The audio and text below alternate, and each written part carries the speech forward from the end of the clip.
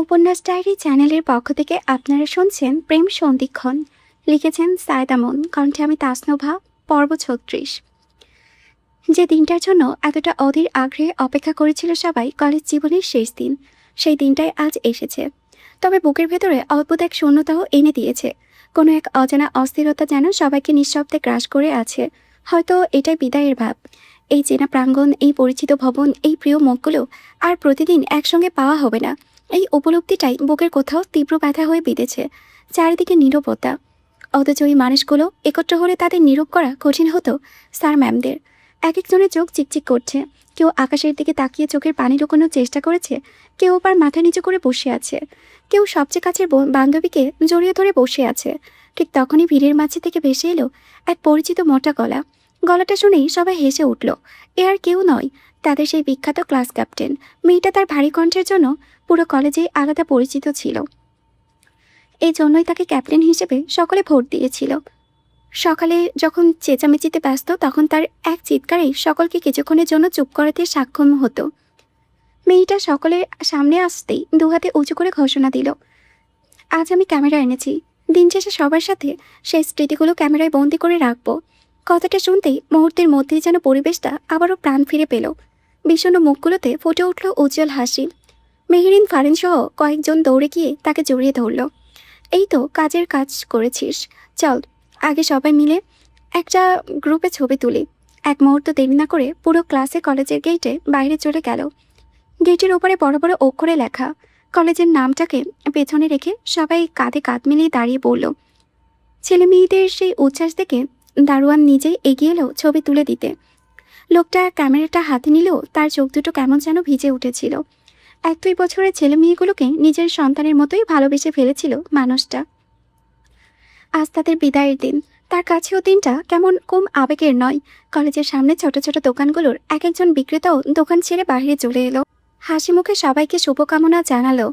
শুধু কলেজের ভবন কিংবা কলেজের ভেতরকার মানুষদের সঙ্গেই নয়, এই ২ বছরে কলেজের আশেপাশে মানুষগুলোর সঙ্গেও গড়ে উঠেছিল এক অদৃশ্য আত্মীয় বন্ধন। ওর মাঝে ক্যামেরার শটের শব্দে যেন বন্দী হয়ে গেল এক টুকরো কৈশোর জীবনের শেষ স্মৃতি, যে মুহূর্ত আর কোনোদিনও ফিরে আসবে না। গ্রুপ ছবি তোলা শেষ করে সবাই চলে যায় অফিস রুমের দিকে। এক এক করে সব স্যার আর ম্যাডামের সঙ্গে ছবি তুলল সকলে। তাদের জন্য আগে থেকে ফুল নিয়ে এসেছিল সবাই। একজন একজন করে এগিয়ে গিয়ে প্রিয় শিক্ষকের হাতে ফুল তুলে দিতে লাগলো। তবে মেহেরিন, তাহিয়া আর ফারিনের মাথায় দুষ্টবুদ্ধি খেলল। দুজন চোকাচোকি করে মুচকি হেসে একটি ফুলের তোড়া গুজে দিল তনিমার হাতে। তারপর প্রায় ঠেলেই তাহসানের সামনে পাঠিয়ে দিল তাকে। তনিমা অসহায়ের মতো একবার বন্ধুদের দিকে তাকালো। ওরা শুধু দাঁত বের করে হাসছে।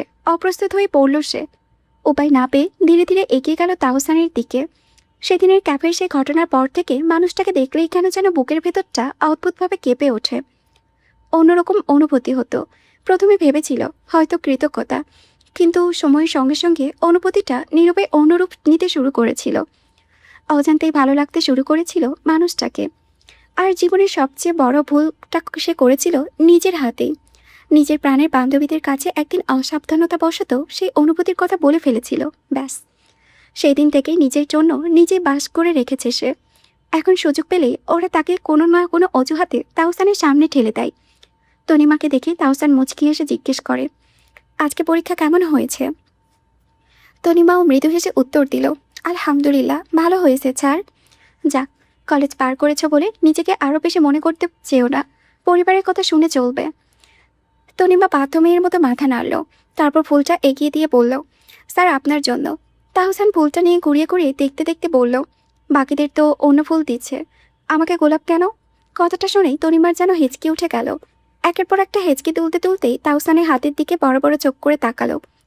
সত্যি তার হাতে গোলাপ। সঙ্গে সঙ্গে চোখ ঘুরিয়ে দেখল অন্য সব শিক্ষকের হাতে রজনীগন্ধার স্টিক। মুহূর্তেই যেন মাথায় বাজ পড়ল তার। মেহেরিন তাড়াহুড়ো করে তার হাতে যে ফুলটা গুজে দিয়েছিল সেটা না দেখেই নিয়ে চলে এসেছে। অস্বস্তিতে মুখ লাল হয়ে উঠল বেচারি। ঘাড় করিয়ে তুলে দাঁড়িয়ে থাকা মেহেরিনের দিকে তাকাতেই তার চোখ টিপে ইশারায় অল দ্য বেস্ট জানালো। সে তাতে দাঁত চেপে রাগ দেখাতেই তারা ডোন্ট কেয়ার ভাব নিয়ে অন্যদিকে ফিরল। তাকে এমন অস্বস্তি দেখে তাহসান কপাল কুঁচকে বলল, পানি খাবে? তনিমা তাড়াতাড়ি করে মাথা নাড়ল। অতঃপর আমতা আমতা করে তাহসানের থেকে ছোঁ মেরে গোলাপটা নিয়ে বলল, সরি স্যার, ভুল করে আপনাকে এটা দিয়ে ফেলেছি। আপনার জন্য রজনীগন্ধার স্টিক ছিল। 1 মিনিট, আমি এখনই এনে দিচ্ছি বলেই ঘুরে যেতে নিল। পেছন থেকে তাহসানের কণ্ঠটা ভেসে এলো, তনিমা। থেমে গেল সে, ধীরে ধীরে ফিরে তাকালো। তাহসান মৃদু হেসে বলল, থাক, বদলানোর দরকার নেই। তনিমাকে অবাক করে দিয়ে তাহসান গোলাপটা আবারও তার হাত থেকে নিয়ে বলল, আমার এটাই পছন্দ হয়েছে, এটাই থাক। কথাটা বলে সে অন্য শিক্ষকের দিকে এগিয়ে গেল, আর তনিমা সেখানে কয়েক সেকেন্ড চুপ করে দাঁড়িয়ে রইল। মুচকি হেসে ফিরে গেল বান্ধবীদের কাছে। সবাই বসে আছে কলেজের প্রধান ভবনের প্রশস্ত সিঁড়িগুলোতে। প্রথম দুটো ধাপে ছেলেরা, আর তারপরে ধাপগুলো চড়ে মেয়েরা। সামনে ক্যামেরা হাতে দাঁড়িয়ে আছে তাহসান। ছাত্রীদের সাথে শেষ মুহূর্তগুলো ফ্রেমে বন্দি করতে সে নিজ ইচ্ছায় এগিয়ে এসেছে। আজ তার মনে হচ্ছে শিক্ষকতার পেশা বেছে নেওয়া জীবনের সবচেয়ে সুন্দর সিদ্ধান্তগুলোর একটি।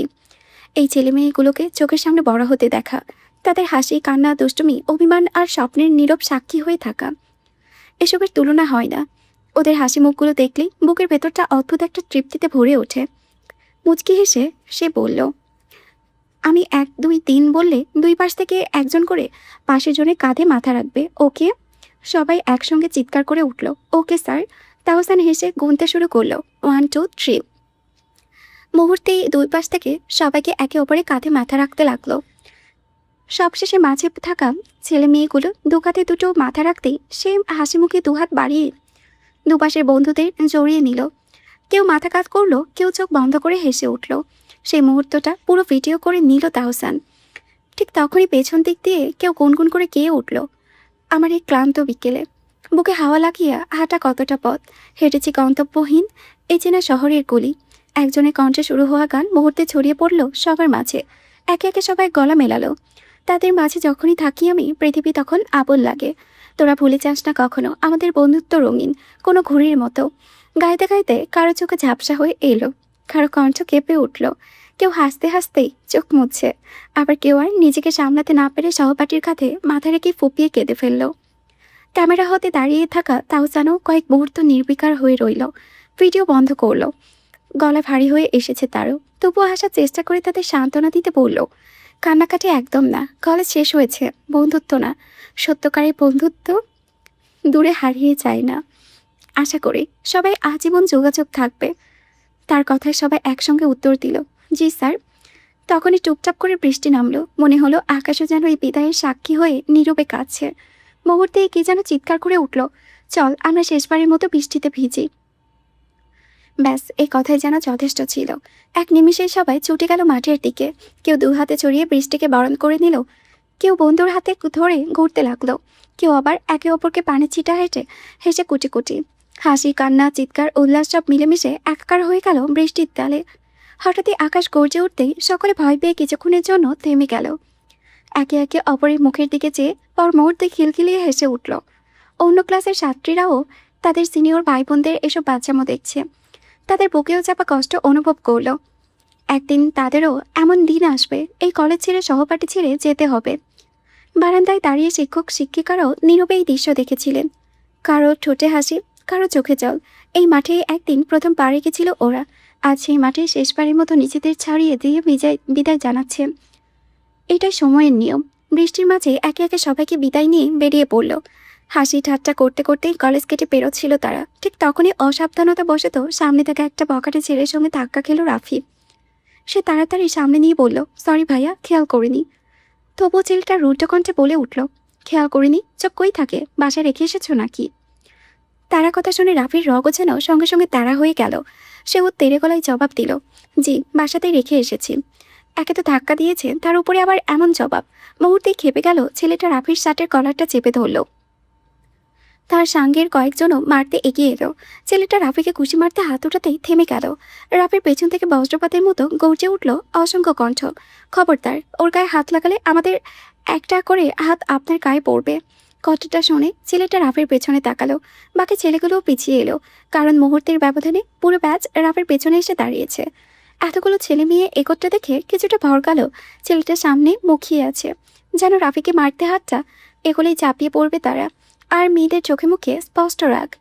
একসঙ্গে এতগুলো মানুষের দৃঢ় অবস্থান দেখে বকাটে ছেলেটারও মুখের তম্ব মুহূর্তে মিলিয়ে গেল। ডক গেলে ধীরে ধীরে রাফির কলার ছেড়ে দিল। এক পা পিছিয়ে গিয়ে সাঙ্গু পাঙ্গু দিকে নিয়ে পাশ কাটিয়ে চলে যেতে উদ্যত হলো। ঠিক তখনই তনিমা, মেহেরিন, তাহিয়া আর ফারিন সামনে এসে তাদের পথ আটকে দাঁড়ালো। তনিমা পুরো কুচকে বলল, কি ভাইয়া, যাচ্ছেন কোথায়? বিনা কারণে আমার বন্ধুদের কলার ধরেছেন, এখন সরি না বলেই চলে যাচ্ছেন? তাহিয়ার কঠোর স্বরে যোগ করলো, এক্ষুনি মাপ চান। সঙ্গে সঙ্গে চারদিক থেকে আরও অনেকেই বলে উঠল, হ্যাঁ আগে ক্ষমা চান, সরি বলেন। এতগুলো মানুষের চাপের মুখে শেষ পর্যন্ত বাধ্য হতেই দাঁতে দাঁত চেপে পড়ল তারা, সরি। কথাটা বলেই দ্রুত সেখান থেকে সরে গেল। ছেলেগুলো চোখের আড়াল হতেই আবারও পুরো দলে হাসির রোল পড়ে গেল। কেউ রাফির কাঁধে চাপড় মারল, কেউ বলল বকাটেগুলো মারামারি করার পথ খুঁজছিল, তবে আমাদের দেখে সাহস পায়নি। কেউ হাত কোটাতে কোটাতে বলল, মারলে কি ও আস্ত থাকতো? এমন কেলানি দিতাম 2 মাস বেড থেকে উঠতে পারতো না। তনিমা বলল, তোদের ছেলেদেরও পেটানো লাগতো না, আমরা সবকটা মেয়ে মিলে এমন চেঁচা দিতাম, না লজ্জায় কাউকে বলতে পারতো না। তাদের এক একজনের ক্রুপ্তে ভরা কণ্ঠ শুনে রাফি শুধু মুচকি হেসে বন্ধুদের দিকে তাকিয়ে রইল। বুকের ভেতরে থেকে অজান্তে একটা দীর্ঘশ্বাস বেরিয়ে এলো। ছেলেগুলো যেতেই সবাই একে একে বিদায় নিয়ে যে যার মতো চলে যেতে শুরু করলো। মেহেরিনরাও মেইন রোডের দিকে এগোতেই আচমকা থেমে গেল। ঠিক সামনে কালো ছাতা দাঁড়িয়ে আছে তালহা। বৃষ্টির ফোঁটাগুলো ছাতার কিনারা বেয়ে টুপটাপ করে ঝরে পড়ছে। গায়ে সেই চেনা ফর্মাল পোশাক, গায়ে গাঢ় চারকোল রঙের ট্রিপিস স্যুট, সাদা শার্টের ওপরে বাদামি টাই, তার ওপরে পরিপাটি ওয়েস্ট কোট, সবশেষে কোট এবং তার বুক পকেটে গুজে রাখা পকেট স্কোয়ারটা, সব মিলিয়ে একদম জেন্টালম্যান লুক। এক হাতে পকেটে, অন্য হাতে ছাতার হাতলে। দূর থেকে বোঝা যাচ্ছে বেশ কিছুক্ষণ ধরে দাঁড়িয়ে আছে। গম্ভীর মুখখানা নজরে পড়তে অপরাধীর মতো চাইল তাহিয়া মেহেরিন। দুজনেই মাথা থেকে পা পর্যন্ত ভিজে একাকার। তালহার কপাল কুঁচকে উঠল। এক দৃষ্টিটুকুই যথেষ্ট ছিল। মেহেরিন অপ্রস্তুত হেসে ফেলল। তাহিয়াও শুকনো হাসি দিল। এদিকে তনিমা, ফারিন আর রাফি তালহাকে দেখে একসঙ্গে সালাম দিল। উত্তর পাওয়ার আগেই তারা একে অপরের মুখের চাওয়াচাই করে সেখান থেকে সরে পড়ল। মুহূর্তের মধ্যেই দুজনকে একা রেখে সবাই উধাও। দুজন এবার ভীতু পায়ে এগিয়ে গেল। তালহা তখনও চুপ পাশে দাঁড়িয়ে থাকা তাহিয়া কনুই দিয়ে গুঁতো মারল মেহেরিনকে। সেও আর দেরি না করে তড়িঘড়ি করে বলল, আমি জোর করেছিলাম, ওর কোনো দোষ নেই। তালহা কিছু বলল না, শুধু কয়েক মুহূর্ত দৃষ্টি স্থির রেখে তাকিয়ে রইল। এই নীরবতাটুকু যেন রাগ দেখানোর চেয়েও ভয়ঙ্কর জিনিস। তালহা এবার ধীরে ধীরে এক পা করে এগিয়ে এলো। ছাতাটা দুজনের মাথার উপরে ধরে রেখে মাথা থেকে পা পর্যন্ত মেহেরিনকে একবার দেখে নিয়ে ঠান্ডা কণ্ঠে বলল, ফায়দা লুটছ? মেহেরিন চোখ বড় বড় করে চাইল, কিসের ফায়দা? তালহার মুখভঙ্গি আবারও গম্ভীর হয়ে উঠল, বউ হওয়ার ফায়দা। একটু থেমে এবার তাহিয়ার দিকে তাকালো। ননদের দোষ নিজের ঘাড়ে চাপিয়ে দুজনে বেঁচে যাবে ভাবছ, তাই না? তাহিয়ার সঙ্গে সঙ্গে দুহাত নাড়িয়ে বলল, না না ভাইয়া, কসম, সবাই বৃষ্টিতে ভিজেছিল তাই আমরাও গিয়েছি, প্লিজ আজ এই একটা দিনই তো। মেহরিন ঠোঁট উল্টে ফেলল, এগিয়ে গিয়ে তালহার পকেটে রাখা হাতটার কোটের টেনে ধরল। মুখটা একদম নিষ্পাপ করে বলল, প্লিজ রাগ করবেন না, একটা দিনই তো, আজ আমাদের কলেজের লাইফের শেষ দিন, বোঝার চেষ্টা করুন না। তালহা কিছু বলার আগেই পেছন থেকে পরিচিত কণ্ঠ ভেসে এলো, থাক না, একটা দিনই তো। তাওসানের ছাতা মাথায় দাঁড়িয়ে মুচকি এসে কথাটা বলল। তার কথায় তালহা আর বেশি কথা বাড়ালো না। আচ্ছা, বাসায় গিয়ে দেখছি ব্যাপারটা। তার শুনে তাহসান যেতে যেতে তাহিয়াকে বলল, চল তোকে আমি বাসায় নামিয়ে দিই। তাহিয়া যেন এমন সুযোগেরই অপেক্ষায় ছিল। দ্রুত পায়ে তাওসানের পেছনে গেল সে। তাওসান বাইকে ওঠে নিজের কোটটা খুলে তাহিয়ার দিকে বাড়িয়ে দিল, পরে নে। তাহিয়াও হাসি মুখে ভাইয়ের কোটটা গায়ে জড়িয়ে নিল।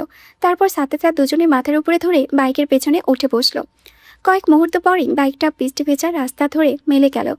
চারিপাশটা আবার নিস্তব্ধ হয়ে উঠল। এবার তালহা ধীরে ধীরে মেহেরিনের দিকে ফিরল। কোনো কথা না বলে নিজের হাতে ধরা ছাতাটা মেহেরিনের হাতে তুলে দিল। মেহেরিন অবজ্ঞাবহ মেয়ের মতো ছাতাটা ধরল। তালহা এবার নিজের কোটের বোতাম খুলে শুরু করে। তা থেকে মেহেরিন ঠোঁটের কোণে অজান্তে হাসি ফুটে উঠল। তালহা কোটটা খুলে তার কাঁধে জড়িয়ে দিল। তারপর এক হাতে দুই হাতটার দুটো কোটের হাতায় ঢুকিয়ে দিল। সযত্নে কোটের সামনে অংশ ঠিক করতে করতে কপাল কুঁচকে বলল, ঠান্ডা লাগলে সাফার তো আমাকেই করতে হবে। মেহেরিন নিচের দিকে তাকিয়ে ঠোঁট দাঁড়িয়ে কেমন করে চেপে রাখলো। তালহা কোটটার কলারটা টেনে ঠিক করে দিতে দিতে বলল, জ্বরটা একবার আসুক। মেহেরিন মুখ পাকিয়ে ফিসফিস করে বলল, আপনি তো আছেন। আমি আছি বলেই তো বকছি। উত্তরটা শুনে মেহেরিনের মুখটা আর চাপা রইল না। তালহা কপাল কুচকালো, এত হাসি কোথা থেকে আসে? মেহেরিন আরও এক চিলকে হাসি নিয়ে উত্তর দিল, আপনার থেকে। তালহা ভ্রু তুলল, আমার থেকে? মৃদু হাসলো তালহা। তার হাতের মুঠে ধরে বাইকের কাছে নিয়ে গেল। মেহেরিন বাইকে উঠে বসতেই সে হেলমেটটা তার মাথায় পরিয়ে দিল। গলার নিচে স্ট্র্যাপটা লাগাতে মনোযোগী হলো। এর মাঝে মেহেরিন কৌতূহলী গলায় জিজ্ঞেস করলো, বৃষ্টির মধ্যে বাইক আনলেন যে? স্ট্র্যাপের লক ঠিক করতে করতেই তালহা বলল, বউকে নিয়ে একটু বৃষ্টিবিলাস করতে ইচ্ছে হলো। কথাটা শুনতেই যেন মেহেরিনের ঠোঁট ফুলে উঠল। এক হাতে কোমরে রেখে বলল, তাহলে ভিজেছি বলে এত রাগ দেখালেন কেন? লকটা লাগিয়ে তালহা চোখ তুলল। তারপর হেলমেটের ভেতর দিয়ে দুই গালে আলতো করে চেপে ধরে মুখটা নিচের দিকে টেনে নিয়ে বলল, বোন সঙ্গে ছিল, বোনের সামনে একটু রাগ দেখাতেই হয়। মেহেরিন নাক কুচকে কয়েক সেকেন্ড তাকিয়ে থেকে পরপরই শব্দ করে হেসে ফেলল। তার সেই প্রাণখোলা হাসি দেখে তালহাও মৃদু হেসে গাল দুটো আরও চেপে ধরল। হাসির মাঝে মেহেরিন জানতে চাইল, আর বউয়ের সামনে?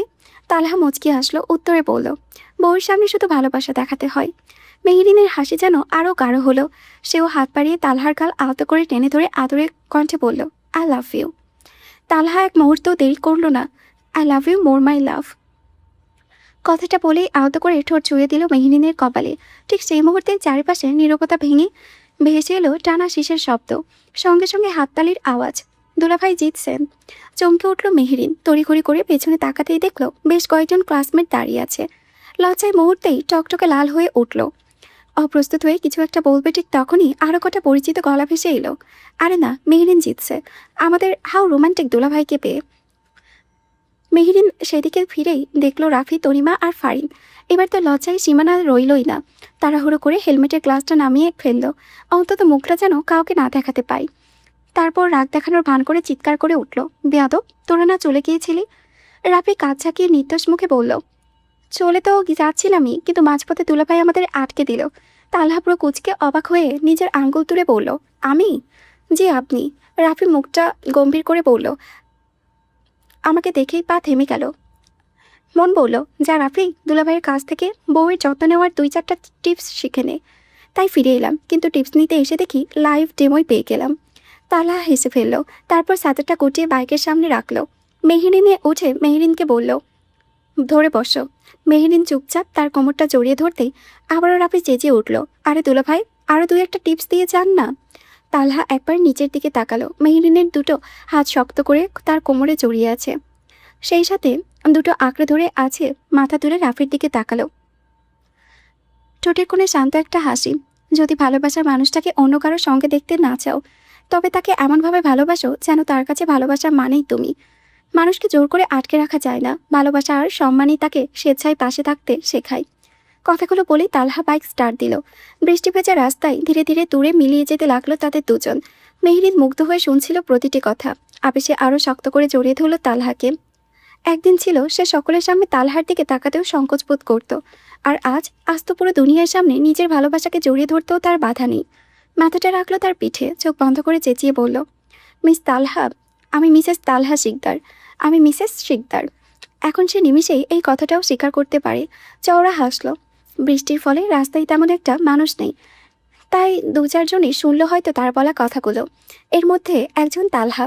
হেসে ফেলল সে। গম্ভীর একটা শ্বাস নিয়ে বলল, yes my wife, you are Mrs Talha Sikdar. পেছনে দাঁড়িয়ে থাকা বাকিরা একে অপরের মুখ চাওয়াচাই করে আবারও হেসে উঠল। রাফি দীর্ঘশ্বাস ফেলে বলল, মানুষটা শুধু বউ না, ডায়লগটাও সামলাতে মাহির। পাশ থেকে ফারিন তার মাথায় একটা চাপড় মেরে বলল, ভাইয়া মেহেরিনকে অনেক ভালোবাসে তাই না রে? তনিমা ফারিনের কাঁধে হাত রেখে বলল, একটু বেশি ভালোবাসে। আমার ভাইয়ের বিয়েতে দেখিসনি ছোট বাচ্চার মতো আগলে আগলে রেখেছে। ফারিন মুচকি হেসে মাথা নাড়ল। দিন কত তাড়াতাড়ি চলে যায় রে। কয়দিন আগে না তোর ভাইয়ের বিয়েতে আমরা কত মজা করলাম। এখন দেখ 6 মাস পেরিয়ে গিয়েছে। তা কেমন আছে ফাইজা আপু আর আরিয়ান ভাইয়া? মাশাল্লাহ, অনেক সুখী। আমরা ভাই যেন নিজে সুখ পেয়ে গিয়েছে। বাবিকে যেভাবে আগলে রাখে, সারাক্ষণ হাসি খুশি খুনসুটিতেই যাচ্ছে আমাদের পরিবার। মনেই হয় না নতুন একজন সদস্য আমাদের সাথে যুক্ত হয়েছে। রাফি হেসে মাথা নেড়ে বলল, পুরুষ হলে তো এমনই হওয়া উচিত। আমিও আমার বউকে সবকিছু উজাড় করে ভালোবাসবো। ফারিন তনিমার সঙ্গে সঙ্গে তার পিঠে দুখা লাগিয়ে বলল, শালা এখনও গ্র্যাজুয়েশনও কমপ্লিট করতে আসিসনি আর বিয়ের চিন্তা আবার? যা ভর্তি পরীক্ষায় প্রস্তুতি নে। শালা এখনও। রাফি চোখ মুখ কুচকে ফেলে পিঠ মারতে মারতে বলল, আজও সবাই এক্সাম শেষ হলো, এখনও রেজাল্টও পাইলাম না, এখন কিসের ভর্তি পরীক্ষা? তনিমা 2 হাত কোমরে রেখে রাগি চোখে চাইল, পাস তুই হয়ে যাবি। আমরা যে ঠেলাঠেলি করে তোকে পড়িয়েছি, এবার যেভাবেই হোক আমাদের পাসটাকে একই ভার্সিটিতে চান্স পেতে হবে। তোর জন্য সবে বাঁচতে দিতে পারি না, তাই আগে থেকেই তুই প্রস্তুতি শুরু করবি, বুঝেছিস? রাফি মুখ মুচড়ে বলল, পরীক্ষার আগের রাতে পড়ে পাস করার রেকর্ড আছে ব্রো, সো নো টেনশন। এর মধ্যেই তনিমার গাড়ি আসতেই সে রাফি ফারিন সহ উঠে পড়ল। তাদের বাড়ির পথে প্রায় একই দিকে, তাই নামিয়ে দিয়ে তনিমা নিজের বাসায় যাবে। বাইকটা মাঝারি গতিতে নিরিবিলি রাস্তা ধরে এগিয়ে চলছে। শহরের কোলাহল অনেক পেছনে ফেলে এসেছে তারা। চারিপাশে শুধু ভেজা মাটির গন্ধ, বৃষ্টির একটানা ঝরঝর শব্দ, আর দূরের গাছগুলোর মৃদু তুলে ওঠা। সড়কের দুই ধারে সারি সারি গাছ, বৃষ্টির ফোঁটায় তাদের পাগুলো চকচক করেছে। প্রকৃতি যেন তার সবুজ রূপ ফিরে পেয়েছে। মাঝে মাঝে জমে থাকা পানির উপরে দিয়ে চাকা চলে যেতেই ছটকে উঠেছে ছোট ছোট জলকণা। মেহেরিন মুখ তুলে আকাশের দিকে তাকালো।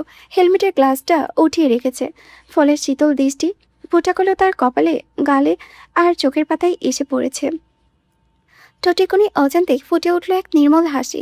হঠাৎই সে দুই হাতে দুদিকে মেরে দিল, যেন ডানা মেলে উড়তে যাওয়া এক মুক্ত পাখি সে। তালহা লুকিং মিররে তাকিয়ে দৃশ্যটা দেখতেই অবচেতনে বাইকের গতি কিছুটা কমিয়ে দিল। মেহেরিন সঙ্গে সঙ্গে মুখ ভার করে বলল, স্পিড বাড়ান না, ভালো লাগছে তো। তালহা গম্ভীর কণ্ঠে বলল, এভাবে রিক্স তো? মেহেরিন আত্মবিশ্বাসী কণ্ঠে উত্তর দিল, রিক্স নেই, আপনি আছেন তো। মাত্র 3টে শব্দ, কিন্তু সেই 3টে শব্দ যেন তালহার বুকের ভেতরে কোথাও নিঃশ্বাসে টোকা দিল। সে আছে, হ্যাঁ সে আছে, সে সবসময় থাকবে এই মেয়েটার পাশে, আজীবন থাকবে। ভাবতে ভাবতে মুচকি হেসে বাইকটা রাস্তায় একপাশে থামিয়ে দিল। মেহেরিন অবাক হয়ে প্রশ্ন করল, কি হলো, থামলেন কেন? তালহা কোনো উত্তর দিল না, একটানে কোমরে বেল্টটা খুলে নিল। তারপর পেছনে ঘুরে মেহেরিনের দিকে তাকালো। মেয়েটার কিছু বুঝে ওঠার আগেই সে একটানে মেহেরিনের কোমরের দিকে নিজের দিকে টেনে আনলো। মুহূর্তেই দুজনের মাঝখানে সামান্য দূরত্বটুকু মিলিয়ে গেল। বেলটা মেহেরিনের কোমর ঘুরিয়ে এনে তার পেটের কাছে আটকে দিল, ফলে মেহেরিন তালহার পিঠে পুরোপুরি লেপটে গেল। ব্যাকলেসটা ক্লিক করে আটকে যেতেই আবারও ইঞ্জিন স্টার্ট করে বলল, এবার যত খুশি উড়ো পাখি। মেহেরিনের চোখ দুটো বিস্ময়ে বড় হয়েছিল এতক্ষণ, তবে ধীরে ধীরে সেই বিস্ময় বদলে গেল অঢেল আনন্দে। দু হাতে জড়িয়ে ধরল তালহার গলা, দুষ্টুমি করে জিজ্ঞেস করল, এবার যদি পড়ে যাই? তালহা মৃদু হেসে উত্তর দিল, সুযোগ কই রাখলাম।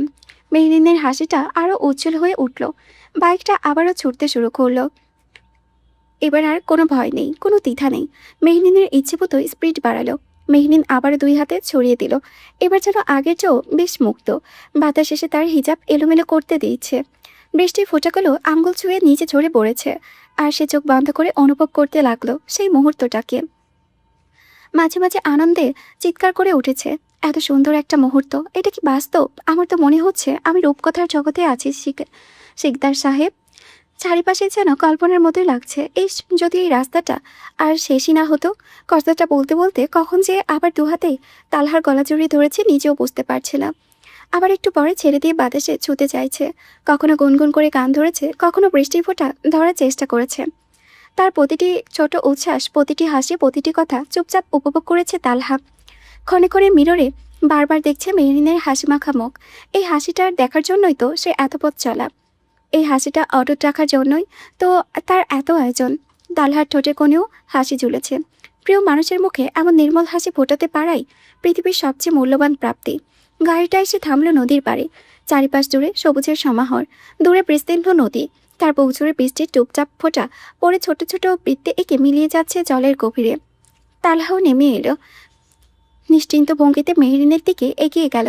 তার পাশে গিয়ে বসতেই মেহেরিন নিঃশব্দে তাকে বাহু জড়িয়ে ধরল। এক মুহূর্ত দেরি না করে মাথাটা তালহার কাঁধে রেখে, বৃষ্টি তখনও ঝরছে, তবে আগের মতো নয়। মুষলধারে নামা বৃষ্টি এখন আর রূপ নিয়েছে ঝিরিঝিরি বৃষ্টিতে। সেই এক দৃষ্টিতে তাকিয়ে আছে মেহেরিনের দিকে। প্রকৃতির সৌন্দর্য চেয়েও তার কাছে বেশি সুন্দর লাগছে তার কাঁধে মাথা রেখে নিশ্চিন্তে বসে থাকা এই মেয়েটা। ভেজা মুখ, চোখের কোণে লেগে থাকা হাসি আর ঠোঁটের প্রশস্ত বাঁক, সব মিলিয়ে যেন একটা জীবন্ত শিল্পকর্ম। কিছুক্ষণ নদীর দিকে তাকিয়ে থেকে মেহেরিন গম্ভীরে একটা শ্বাস ফেলে বলল, একটা গল্প শুনবেন? তালহা মৃদু হেসে মাথা নাড়ল। বলো। মেহেরিন কিছুক্ষণ চুপ করে রইল, তারপর দূরে নদীর দিকে তাকিয়ে ধীরে ধীরে বলতে শুরু করলো। এক সিন্ড্রেলার গল্প। একদিন এক মায়াবতী মায়ের কোলে আলো করে জন্ম নিয়েছিল ছোট্ট একটা সিন্ড্রেলা। তার জন্মে আনন্দে ভরে উঠেছিল পুরো পরিবার। কিন্তু সুখ যেন তার ভাগ্যে বিশেষক্ষণ সইল না। পৃথিবীর আলো দেখার মাত্র কয়েকদিনের মধ্যেই হারিয়ে ফেলল তার মাকে। মায়ের শোকে সহ্য করতে না পেরে কিছুদিন পর তার বাবাও বাড়ি জমালো না ফেরার দেশে। মুহূর্তে এই দিন হয়ে গেল ছোট্ট মেয়েটা। তার ছোট্ট পৃথিবীতে তখন আপন বলতে শুধু একজন মানুষ, তার দাদি। দাদির স্নেহের ছায়াতেই ধীরে ধীরে বড় হতে লাগলো সে। কিন্তু বড় হওয়ার পরটাও মোটেও সহজ ছিল না। চাচা চাচির অবহেলা, অপমান আর অত্যাচার নীরবে সহ্য করে কাটছিল প্রতিটি দিন। তবুও সিন্ড্রেলা কখনো আশা হারায়নি।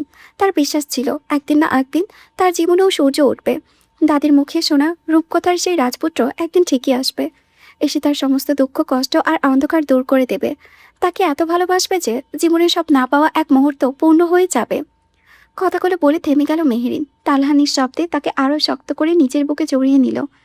তার আঙ্গুলগুলো আলতো করে মেহেরিনের হাতের উপরে রেখে মৃদু হেসে জিজ্ঞেস করলো, তারপর? তারপর একদিন সিন্ড্রেলার জীবনে শেষ আশ্রয়টুকু ভেঙে পড়ল। যে দাদি তার ঢাল হয়ে দাঁড়িয়েছিল, তিনি একদিন তাকে ছেড়ে চিরবিদায় নিলেন। দাদি ছিল তার বেঁচে থাকার একমাত্র শক্তি, একমাত্র আপন মানুষ। সেই মানুষটিও চলে গেল পৃথিবীতে, যেন আরও নিষ্ঠুর হয়ে উঠল। দাদির মৃত্যুর পরপরই তার চাচা চাচি যেন সাহস পেল। নিজেদের বোঝা কমাতে জোরপূর্বক এক বয়স্ক লোকের সঙ্গে বিয়ে দেওয়ার সিদ্ধান্ত নিল তারা। সেই লোকের টাকায় ধুমধাম করে বিয়ের সব আয়োজনা করলো, অথচ সিন্ড্রেলার সেই বিয়েতে মত নেই। বুকের ভেতরে তখন কেবলই আতঙ্ক ছিল। প্রতিটা মুহূর্ত সে মুহূর্তে অপেক্ষা করেছিল তার সেই বহুল পৃথক্কীয় রূপকথার রাজপুত্রের জন্য। বিশ্বাস করত কেউ একজন নিশ্চয়ই আসবে তাকে এই দুঃস্বপ্ন থেকে মুক্তি দিতে। কিন্তু কেউ এলো না। ধীরে ধীরে সময় এগোতে তার সমস্ত আশা নিভে যেতে লাগলো। মনে হলো এই বুঝি তার জীবনের সমাপ্তি ঘটবে। এমন একটা পৃথিবীতে বেঁচে থাকার কি হবে, যেখানে নিজের বলে কাউকে পাওয়া যাবে না। শেষ পর্যন্ত সে সিদ্ধান্ত নিয়েছিল, আর নয়, এই জীবনে শেষ করে দেবে। নিজেকে শেষ করতে গিয়েছিল সে। তবে মানুষের মন বড্ড বেহায়া, বাঁচতে চেয়েছিল বারবার। শেষ মুহূর্তে নিজে কিছু করতে না পেরে সে সেজদায় লুটিয়ে পড়ল। অঝরে কাঁদতে কাঁদতে মহান আল্লাহর কাছে নিজের সমস্ত কষ্ট, অভিমান আর অসহায়ত্ব উজাড় করে দিল। প্রতিটি সিজদায় সঙ্গে সঙ্গে যেন বুকের ভেতরে জমে থাকা তার একটু একটু করে হালকা হচ্ছিল। দম বন্ধ করা যন্ত্রণাও যেন ধীরে ধীরে কমে এলো। হয়তো এটা ছিল আল্লাহর পক্ষ থেকে তার জীবনের প্রথম অলৌকিক উপহার। সেই মুহূর্তে সিন্ড্রেলা উপলব্ধি করল, ভাত যেমন নিজের হাতে না খেলে মুখে উঠে আসে না, তেমনি নিজের জীবন বদলানোর চেষ্টা সে না করলে কেউ নিজে এসে এমনি এমনি এসে তাকে উদ্ধার করবে না। এই উপলব্ধি তাকে নতুন সাহস দিয়েছিল। সাহস যুগে বিয়ের আসর থেকে পালিয়ে গেল, নিজের ভাগ্য বদলানোর আশায় ছুটতে লাগলো অজানা এক পথের দিকে। গ্রামের সীমানা পেরিয়ে বহুদূরে চলে আসার পর তার মনে হলো অবশেষে সে মুক্ত। মনে হলো আজ বুঝি তার ভাগ্য সত্যি বদলে গিয়েছে। কিন্তু সে ভুল ভেবেছিল। সামনে অপেক্ষা করেছিল আরও ভয়ঙ্কর এক বিপদ। এমন এক বিপদ যেখানে মৃত্যু যেন তার একেবারে দ্বারপ্রান্তে এসে দাঁড়িয়েছিল। আর ঠিক সেই মুহূর্তেই ঘটল বহু প্রত্যক্ষীয় সেই আগমন। তার রূপকথার রাজপুত্র এসে তাকে মৃত্যুর মুখ থেকে উদ্ধার করে নিজের রাজপ্রাসাদে নিয়ে গেল। সেই দিনের পর থেকে কোনো দুঃখ, কোনো অন্ধকার, কোনো নিষ্ঠুরতা এখন অব্দি সিন্ড্রেলাকে ছুঁতে পারেনি। মেহেরিনের কথা শেষ হতেই সে দীর্ঘকণ্ঠে বলল, সেই সিন্ড্রেলার জীবনে আর কোনোদিন দুঃখ ফিরে আসবে না। তার রাজপুত্র তাকে আজীবন এতটাই ভালোবাসবে, এতটাই আগলে রাখবে যে দুঃখ আর কখনো তার দুয়ারে কড়া নাড়ার সাহস পাবে না। আমার সিন্ড্রেলার ঠোঁটের হাসিটা আজীবন অমলিন থাকবে। যতদিন আমার নিঃশ্বাস চলবে ততদিন তার চেয়ে এক ফোঁটাও অশ্রু আমি আসতে দেব না। মেহেরিন মুচকি হেসে তালহার দিকে তাকালো। আপনি বুঝে গিয়েছেন আমি কার কথা বলেছিলাম? তালহা ধীরে ধীরে মাথা নেড়ে বলল, আমার চোখে সে সিন্ড্রেলা একজনই, আর তার নাম শুনেই আমি চিনে ফেলেছি। তালহার কথায় মেহেরিনের ঠোঁটে বাঁকা হাসিটা আরও গাঢ় হলো। মুহূর্তের মধ্যে সে কিলকিলিয়ে হেসে উঠল। সেই নির্মল হাসির শব্দে যেন প্রাণও ফিরে পেল। তালহা মুগ্ধ চোখে কিছুক্ষণ তার হাসি দেখল। তারপর ধীরে ধীরে মুখটা ঝুঁকিয়ে মেহেরিনের গালে নিজের আলতো করে ছুঁয়ে দিল গাল। খোঁচা খোঁচা দাড়ির স্পর্শে মেহেরিন হালকা কেঁপে উঠল। গাল জুড়ে ছড়িয়ে পড়ল সুরসুরি অনুভূতি। পরক্ষণে আর নিজেকে সামনে রাখতে পারল না, খিলখিলিয়ে হেসে উঠল। তালহাও যেন সেই হাসির নেশায় মেতে উঠল। মেহেরিনের বারবার মুখটা সরিয়ে নিতে চাইল, আর তালহা দুষ্টুমি তাকে আরও কাছে টেনে দিচ্ছে। কখনো আলতো করে ডান গালে গাল ছুঁয়ে দিচ্ছে, কখনো আবার বাম গালে। ইচ্ছে করেই দাড়ি খোঁচা খোঁচা স্পর্শে তাকে আরও বেশি কাঁদো দিচ্ছে সে। আর মেহেরিন বেচারি হাসতে হাসতে কাহিল। ওফ প্লিজ আর না। হাসতে হাসতে কথাটা বেরিয়ে এলো মেহেরিনের মুখ থেকে। হাসির চোটে তার চোখের কোণে পানি জমে গিয়েছে। সে তালহার বুকের উপরে আলতো করে চাপড় দিয়ে নিজেকে ছাড়ানোর চেষ্টা করলো।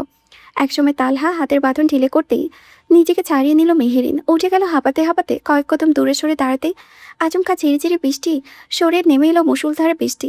মেহেরিনের মুখ উজ্জ্বল হয়ে উঠল। আনন্দে সে সামনের দিকে দৌড়ে গেল, দুহাত মেলে ঘুরে দাঁড়ালো বৃষ্টির মাঝখানে। তালহা তখন চিন্তিত গলায় বলল, আসতে পড়ে যাবে তো। মেহেরিন ফিরে তাকালো পেছনে। ঠোঁট জোড়া জোরে দুষ্টু হাসি সে এক হাতে নেড়ে তালহাকে কাছে আসার ইশারা করলো। দৌড় নামাই। তালহা ধীরে ধীরে উঠে দাঁড়ালো, দুহাতে কোমরে রেখে নাকমুখ কুচকে বলল, বাচ্চামো করো না মেহেরিন, পড়ে গিয়ে ব্যথা পাবে। দূর থেকে মাথা নেড়ে নাসূচক ভঙ্গি করলো মেহেরিন। সাহস থাকলে আগে আমাকে ধরে দেখান। চ্যালেঞ্জটা শুনে তালহা ঠোঁট কামড়ে মুচকিয়ে আসলো। তারও চোখে মুখে দুষ্টুমির ঝিলিক উঠে গেল। ধীরে পায়ে তার দিকে এগোতে এগোতে বলল, ধরতে পারলে? মেহরিন ভ্রু নাচিয়ে জবাব দিল, ধরতে পারলে আপনি যা বলবেন তাই করব, আর যদি না পারেন আমি। কথাটা শেষ করার সুযোগই দিল না তালহা। ও আত্মবিশ্বাসে কণ্ঠে বলল, আমার ইচ্ছে পূরণ করার জন্য প্রস্তুত হও। মেহরিন ভ্রু উঁচিয়ে বলল, এত কনফিডেন্স? তালহার ঠোঁটের কোলে হাসিটা আরও গাঢ় হলো, একটু বেশি। বলে তালহা ধীরে ধীরে দৌড়াতে লাগলো, মেহরিনের দিকে ছুটে গেল। তালহাকে এইভাবে ছুটে আসতে দেখে মেহরিনও চমকে মুহূর্তেই প্রাণপণে দৌড় লাগালো উল্টো দিকে। চারিপাশে তখনও শুধু তাদের হাসির শব্দ। ভেজা সবুজ ঘাসের উপরে দিয়ে কখনো সোজা কখনো আঁকাবাঁকা পথে ছুটে বেড়াচ্ছে দুজন। ঠিক তখনই মেহরিন সাথে সাথে শরীরটা গড়িয়ে অন্যদিকে ছুটে গেল। মেহরিন দৌড়াচ্ছে, কিন্তু মাঝখানে হাসতে হাসতে থেমে যাচ্ছে, আর সেই সুযোগে তালহা একবার কাছে চলে এলো। ঠিক তখন মেহরিন ভাবলো আবারও ফসকে যাবে। তখনই তালহার উষ্ণ হাতে আলতো করে তার কোমরটা ধরে ফেললো। পেরেছি। বিজয়ী হাসি ফুটল তালহার ঠোঁটে। মেহরিন হাঁপাতে হাঁপাতে হেসে উঠল, ছাড়িয়ে নেওয়ার চেষ্টা করলো। এটা একদম চিটিং। তালহা মেহরিনকে নিজের দিকে ফিরিয়ে নিল, তারপর কপালের সঙ্গে কপাল ঠেকিয়ে কয়েক মুহূর্ত চুপচাপ থেকে চোখের দিকে তাকিয়ে রইল। ঠোঁটের কোণে দুষ্টু একটা হাসি ফুটিয়ে চোখ টিপ দিয়ে বলল, জিতে গেলাম তো। মেহরিন নাকমুখ কুঁচকে বলল, একদম না। তালহা হেসে উঠল। কোনো উত্তর না দিয়ে হঠাৎই চোখে শব্দ করে তার ঠোঁটে একটা চুমু এঁকে দিল। তাকে ছেড়ে দিয়ে কয়েক কদম পেছাতে পেছাতে বলল, এবারে আমাকে ধরে দেখাও। কথাটা শেষ হতেই দুষ্টুমি ভরা হাসি ছড়িয়ে পড়ল মেহরিনের মুখে। একবার হাতে পাই, তারপর দেখাচ্ছি, বলে সে ছুটে গেল। তালহাও আর দাঁড়ালো না, নদীর পাড় ঘেঁষে ধীরে ধীরে দৌড়াতে শুরু করলো। ভেজা ঘাসও ভেজা মাটির উপরে দিয়ে ছুটছে দুজন। কখনো সে মেহরিনের দিকে ফিরে উল্টে দৌড়াচ্ছে, তাও আবার মেহরিন তালে ধরতে অক্ষম। এই দাঁড়ান, ধরতে পারলে দাঁড়াবো। তালহার কথা মেহরিন আরও জোরে ছুটল। পরক্ষণে ঠোঁট ফুলিয়ে তালহার দিকে তাকালো। আপনি? তালহা হো হো করে হেসে উঠল। মেহরিন আর হার মানার পাত্রী নয়। সেও ঝটপট নিচু হয়ে দু হাতে পানি তুলে সোজা ছুরি মারল তালহার দিকে। এরপর দুজনে চোকাচোকি হতেই আবারও হেসে উঠল তারা। শুরু হয়ে গেল একে অন্যের যুদ্ধ। বোধহয় ভালোবাসার যুদ্ধ। একবার তালহা পানি ছুড়ে দিচ্ছে, আরেকবার মেহরিন পাল্টা জবাব দিচ্ছে। বিস্তীর্ণ কৃষ্ণচূড়া গাছটার নিচে এসেই টানে তাকে নিজের বুকের কাছে এনে দাঁড় করালো। মেহরিন ঠিক বুঝে ওঠার আগেই তালহা নিচু হয়ে দু হাতে তার কোমর জড়িয়ে ধরলো। মুহূর্তে তাকে শূন্যে তুলে নিল সে। চমকে উঠে মেহরিন স্বতঃস্ফূর্তভাবে দু হাত বাড়িয়ে তালহার গলা জড়িয়ে ধরল। সে নিচের দিকে তাকে লজ্জার বিস্ময় মেশানো স্বরে বলল, কি করছেন? নামান আমাকে, কেউ দেখবে। তালহা মাথা থেকে নেড়ে মৃদু হেসে বলল, দেখুক। কথাটা বলে ধীরে ধীরে তাকে নিয়ে ঘুরতে শুরু করলো। প্রথমে মেহরিন কিছুটা ভয় তালহাকে শক্ত করে আঁকড়ে ধরলো, কিন্তু কয়েক মুহূর্ত পর সেই ভয় মিলিয়ে গেল। তার জায়গা নিল একরাশ উচ্ছ্বাস। ধীরে ধীরে সে তালহার গলা থেকে এক হাত সরিয়ে দিল, তারপর আরেক হাত দু হাতে মেলে দিল আকাশের দিকে। ঝিরিঝিরি বৃষ্টি তার চোখ, মুখ, চুল, চোখের পাতায় এসে পড়েছে। চোখ বন্ধ করে সে অনুভব করতে লাগলো প্রতিটি বৃষ্টির ফোঁটা, বাতাসের প্রতিটি ছোঁয়া। তারপর কোনো কথা না বলে আবারও তাকে বুকের মধ্যে জড়িয়ে নিল। মেহরিনও দু হাতে তুলে তালহার পিঠ শক্ত করে জড়িয়ে ধরল। চোখ দুটো নিচে থেকে বন্ধ হয়ে এলো। এই বুকটাতেই তার পৃথিবীর সবচেয়ে নিরাপদ আশ্রয়। তালহা ধীরে ধীরে মুখটা তার বুকের কাছে নিয়ে গেল। নরম কণ্ঠে ফিসফিস করে বলল, দেখতে দেখতে আমাদের 2.5 বছর কেটে গেল। আমরা সঙ্গে থাকতে থাকতে বিরক্ত হয়ে যাওনি তো? কথাটা শুনতেই আচমকা মেহরিনের চোখ ভিজে উঠল। অশ্রু গড়িয়ে পড়ল তার গাল বেয়ে। সে আরও শক্ত করে তালহাকে আঁকড়ে ধরল। কান্না ভেজা কণ্ঠে হেসে বলল, হ্যাঁ, খুব খুব বিরক্ত। এতটাই বিরক্ত যে এই বিরক্তিটা আমি সারা জীবন বয়ে বেড়াতে চাই, জীবনের শেষ নিঃশ্বাস পর্যন্ত। তালহার বুকটা উষ্ণ হয়ে উঠল। ঠোঁটের কোণে তৃপ্তির একটা প্রশান্তি হাসি ফুটে উঠল। মেহরিনকে পাচা করে তুলে নিল সে। দুজনের চোখে এক হয়ে রইল দীর্ঘ কয়েক মুহূর্ত। তাদের চিন্তায় চারিপাশে পৃথিবীটা যেন তখন আর ছিল না, শুধু ছিল একটা হৃদস্পন্দন আর এক সমুদ্র ভালোবাসা। মেহরিনের বাহিরে বাইককে বসিয়ে তালহা মৃদু হেসে তার কপালে নিজের কপাল ছুঁয়ে বলল, অপেক্ষার প্রহর অবশেষে শেষ হলো। এবার তোমাকে একান্ত নিজের করে পাওয়ার সময়। একটু থেমে চোখ ভরা ভালোবাসা নিয়ে আবার বলল, আমার জীবনের সবচেয়ে সুন্দর ফুলটাকে আমার ঘরে তুলে আনার সময় হয়ে এসেছে। এবার থেকে তোমার প্রতিটি সকাল আমার পাশে শুরু হবে, প্রতিটি রাত শেষ হবে আমার বুকে।